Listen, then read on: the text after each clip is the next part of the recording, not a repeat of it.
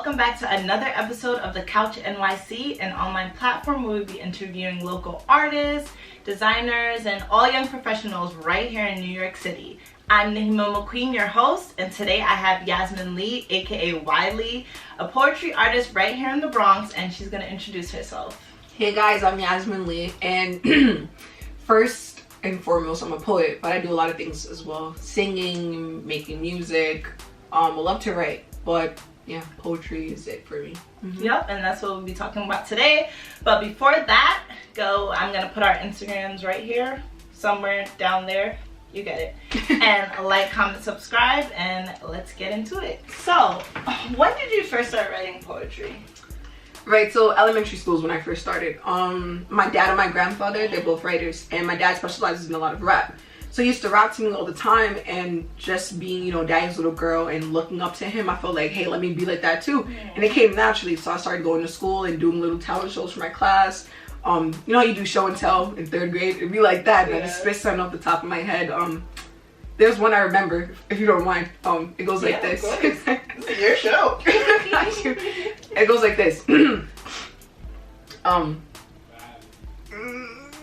I kind of forgot. Wait, never mind. So what I remember. No, we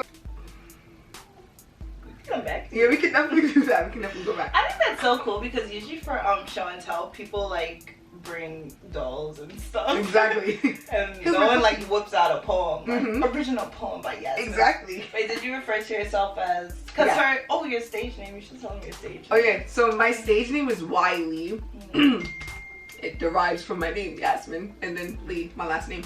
I kind of want to change it though to Yaslee. I don't know what you think about that. Yeah? We'll talk about it after. I bet. Yeah. So, that's really cool. Okay. So, when did you start taking it serious? Good question. Like, next level. You was like, yo, I really want to commit to this craft. So, I think it was high school. So, I don't really like school that much, right? But I'd like to learn. So, I would like take the books that I read, mainly the books would be on the topics of like black people, you know, unspoken heroes, heroines, and then from the knowledge I got from the books, I'd start to write about it. And most of the time it would never be like a poem, it'd just literally be thoughts of mine. And then when someone else reads it, it sounds poetic, and I'm like, really? Yeah. So then after that I was like, you know what, let me just, you know, what is that word? Manifest the craft that I already have, make it bigger, make it better. Cause you know, I can always grow. My poetry's not amazing, but like I feel like the more you do it, the more it becomes, I don't know, what's the word? I think you progress. Exactly. Or I think you start to hone your craft. There we go. Perfect your craft. There we go. The more you do it. Yeah. Exactly. And that's what happened. So high school was the very beginning where I felt like, hey, let's be serious. And then when I got to college, that's when I started doing open mics. Confidence. It's a confidence builder. No cap. I'm sorry. It was a confidence builder word. Because I was so scared. Like the first one I did, I literally choked and started saying words that was not in my poem. And then like, I stopped. Serious? Yes, I did. Like, I'm not even kidding. Like, how? Alright, so I was nervous. And I didn't want to look at the phone. So I was like, you know what? I can't stop. So I just started saying things. And then people looked at me like, wait, what? He was like, yeah, banana. Exactly. Check. Did anyone start booing you? People, no one booed me. No one booed me, but they were laughing. Like, they thought it was funny. So bad. But then I did the piece that I remember off the top of my head. And then everyone started snapping. Word. I thought I was legit because of that one.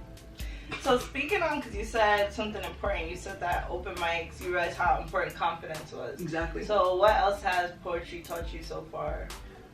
Good question. I feel like poetry taught me how to, you know, voice my opinion the way I want to. Because, you know, a lot of times we tend to, I don't know, what's the word?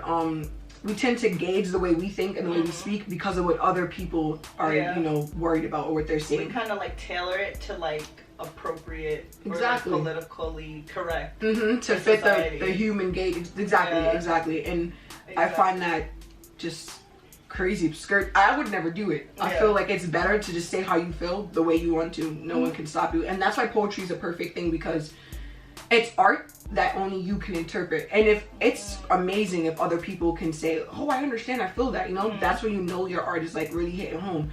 But sometimes it doesn't have to. It could just be for you, you know what I mean? Yeah, and you can just put it out there. Like everyone's gonna interpret it differently, and maybe some people will interpret it the way you wrote it, but even if they don't, they're still not wrong. Exactly. It's just art, you know. Like once you put it out there, it's kind of like, okay, like open to interpretation. Open to interpretation, exactly. Right, so just taught me that it taught me that it's open to interpretation. What you believe is what you believe. Don't let anyone tell you otherwise, you know what I mean? Yeah. Where poetry is like that little voice. Like I used to say that I want to be the voice for the kids that got the sore throats and can't speak. You